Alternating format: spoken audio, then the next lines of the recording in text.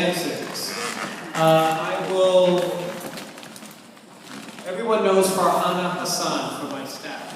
She's going to read out some of the questions, and then we will determine how we address it. I will facilitate getting the microphone to each of them. Good evening, everyone. So the first question tonight for the public advocate is, what do you see as the top legislative priorities that the city should act on to best help seniors in New York City? Excellent question. Senior housing. Yay! We need more supportive housing. We need more NORCs, naturally occurring retirement centers. We need another Mitchell-Lama type development, which would require state action. That's what we need. We need bolder, bigger options. Why do I say that? Because tonight, 60,000 individuals are going to sleep in our shelters homeless. A third of them are children. There are some seniors, and seniors, unfortunately, are living in social isolation in this city. And what we really need to do is think about seniors, because the reality is that we would not be here but for all of the hard work that they have done. I stand on your shoulders, and I've got an obligation along with my colleagues to make sure that we go back to our respective houses and fight for more senior housing.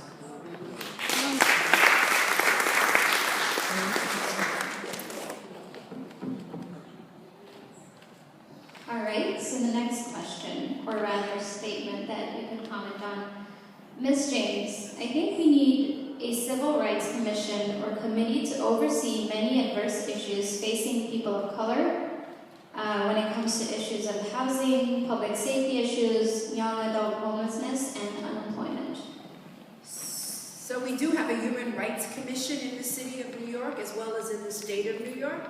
I urge anyone who feels that they have been discriminated based on certain protected classes, including but not limited to race, that they should contact the Human Rights Division. And I don't have the number on me, but you can always contact 311, or you can always contact the Office of Public Advocate. We, again, as I mentioned earlier, are trying to identify pattern and practice cases based on a wide range of issues in the city of New York. She has her hand. Is that my bad? That's the rule. She has her hand up. Oh, yes, ma'am. Hi, I'm Brewer. I pose that question. Yes, ma'am. And it's an issue that the underlying curve that needs to be addressed as soon as possible. So I would ask that you talk to one of my staff members, Timothy Tapia, offline. Timmy, if you can have office hours with her now, that would be greatly appreciated.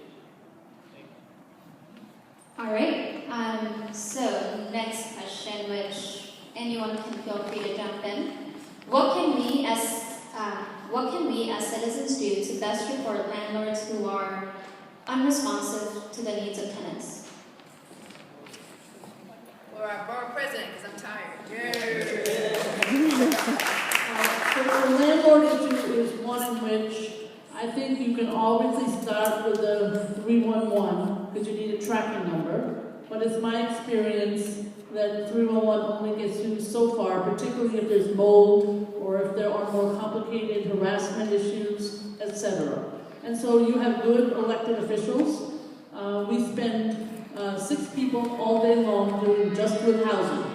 And I think other offices do similar. So the answer to your question is you have to organize the tenants if there are tenants, and you have to work with the city agencies. I think HPD does a better job than buildings, to be honest with you, in terms of going from the ceiling down to the cellar, if that's what's necessary. But the real issue, those of us at this table have an awful lot of experience working on this topic.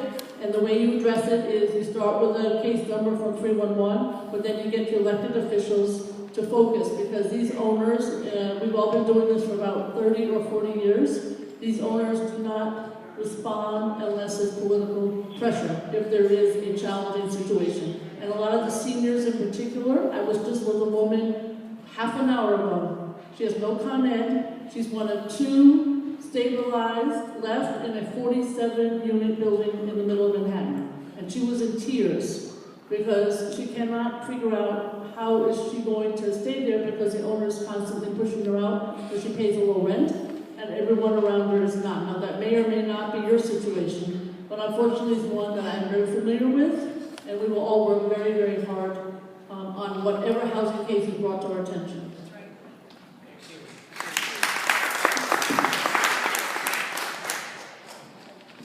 So, what can be done to address the failure of REOC to comply with the mass transit franchise for the tram?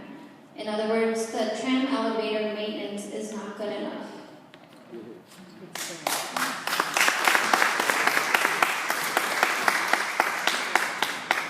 Well, bringing it up here is a good start. I mean, I wish there was an easy answer. We definitely, as the public advocate mentioned in her opening remarks, we must ensure that REOC is responding to the concerns and the issues here on the island. There are any number of concerns that we have now and others that will come up in the future. The issue, I'm assuming for Honey, you said it was the elevator for the tram? Right. So, you know, this is something that we can look into. Our office can look into this tomorrow. And we can get back to whoever it was that gave us that question, or we can just report back to the island in general on that one. But tomorrow we'll look into it.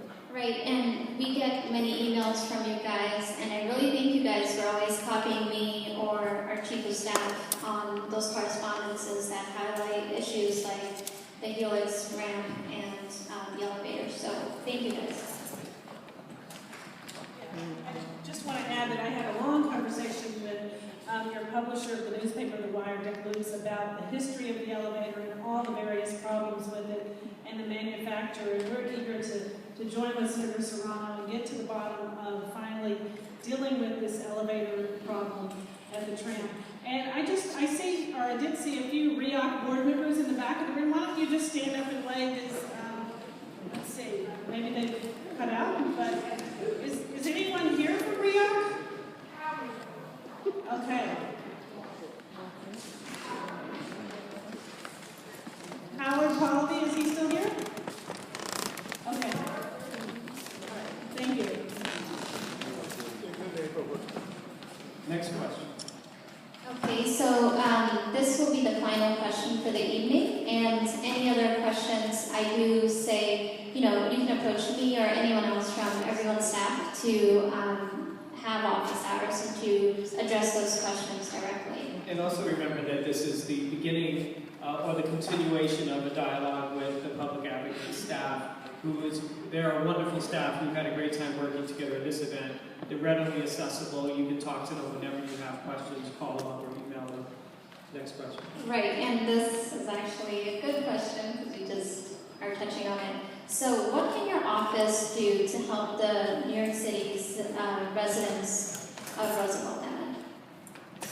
So, one of the things that the office, what we are trying to do in next year's budget is increase the funding for the Office of Public Advocate so that we can have satellite offices. And I would love to have a satellite office right here on Roosevelt Island. So since my colleagues clapped, I'm going to get letters of support from them.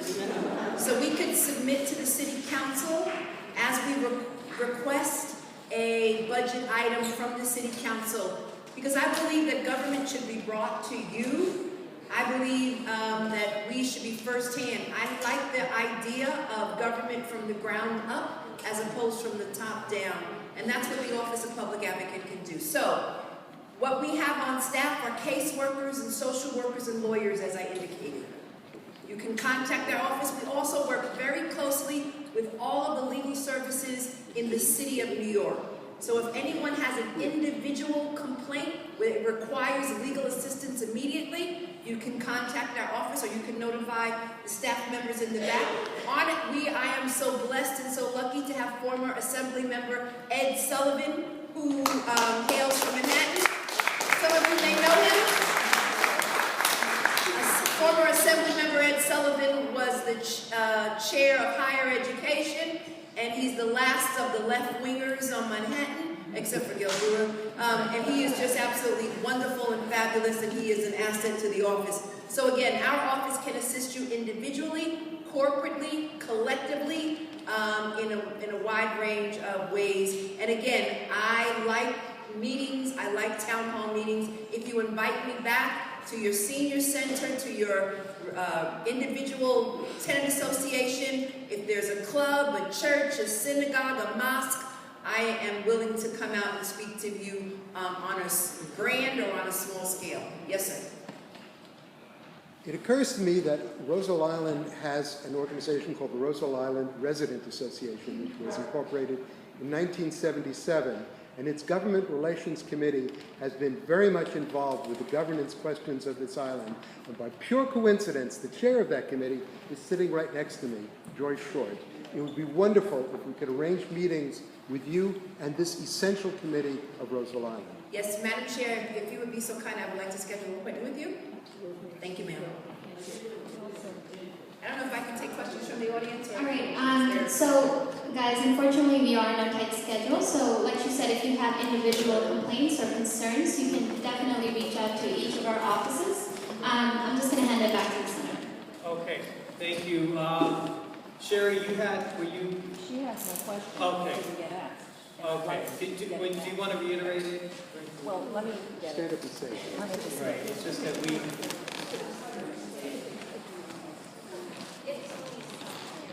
oh, she doesn't have a wall. If you want, we can get back. Okay, well, my question really was about Westview, which is in the process of trying to privatize.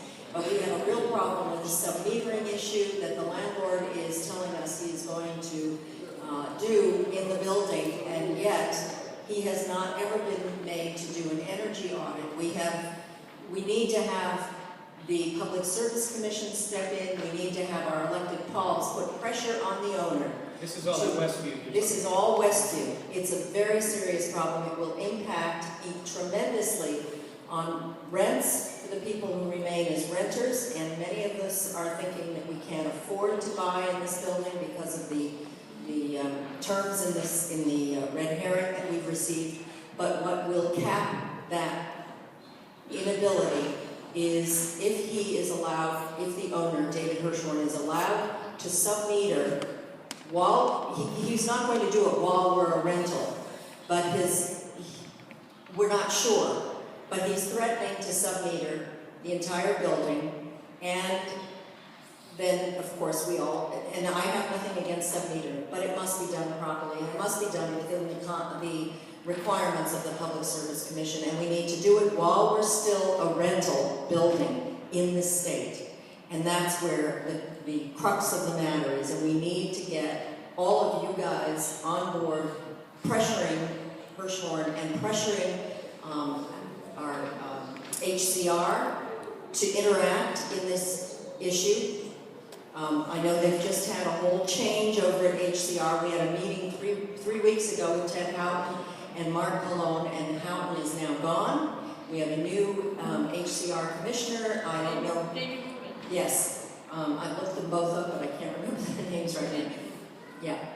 And that's fine, except that the letter from our lawyer went to Ted Houghton and Mark Malone to reiterate the agreements that they had made when we were there as a task force, and along with Joyce coming to that meeting also to make sure that we talked about sub-metering. This is a really important issue for our building. Okay, thank you. A number of folks have brought up the Westview issue. Your concern is about the sub-metering as well, and that it be done under the purview of the Public Service. Yes, and that can only be done while we're a rental building, as I understand it. Joyce can speak in greater detail because she's already had to deal with that in Roosevelt Landings. Okay. But we've been made aware of the concerns in my office. I will sit down. I know that the Assemblywoman has as well, but we will sit down with the public advocate and we'd like to have a meeting with all of you. Yeah. And that could be arranged. We've had create some pressure. Yeah, let me just, Rebecca Graham, come up. We've had numerous meetings with different tenant groups in Westview, and we're more than happy to share our file with my colleagues as elected officials and try to try to be of assistance and help. We spend a big chunk of nearly every single day working on Westview issues, and Rebecca, I just want to... was at the Saturday morning meeting. Right, and I think it's important that that you keep us in the loop, because we learned about your meeting with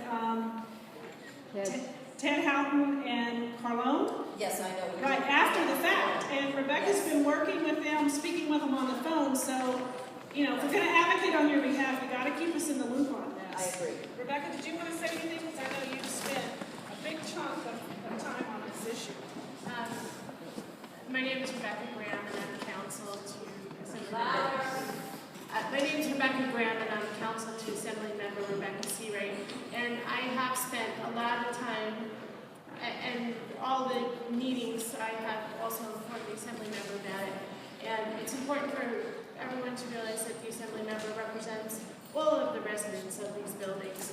And we look forward to working with all of you that makes sense to protect everybody. So feel free to call me at the district office, email the government account. We are very aware, as we have talked to numerous agencies, and I just reached out to the Assembly members' colleagues, and their staff is more than welcome to call me as well. Thank you. And let me give the microphone back to the senator. I see someone with their hands up, but bottom line is we're more than willing to organize a meeting with all the tenants in the building and encourage my colleagues and other elected officials to participate. Senator? Well, the public advocate has given us a lot of her time this evening, and I know that there are a couple of more questions. Yes, ma'am. About the elevator. You know, they're really trying here in Oakland. They have a bus. They have a mini bus that takes you to 59th Street and 2nd Avenue.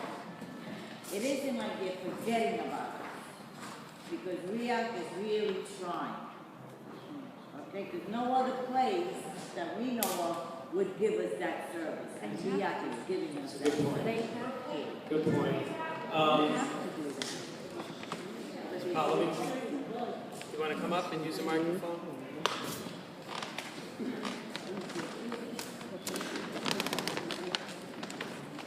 I'm Ellen Poverty, and I represent the 36 organizations on Roosevelt Island Community Coalition who dealt with Cornell.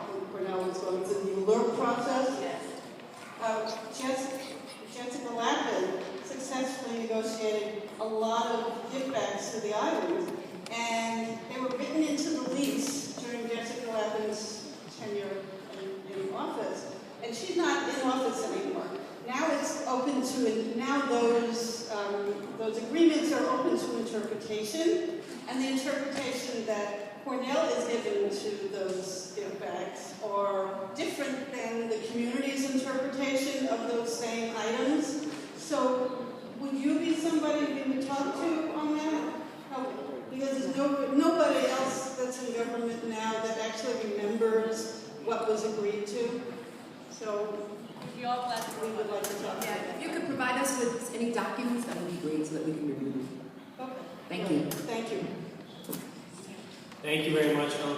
Well, again, thank you so much for coming out. We had a great turnout here, and I want to thank everyone for being here, and many thanks to our public advocate, Tish James, our Borough President, Gale Brewer,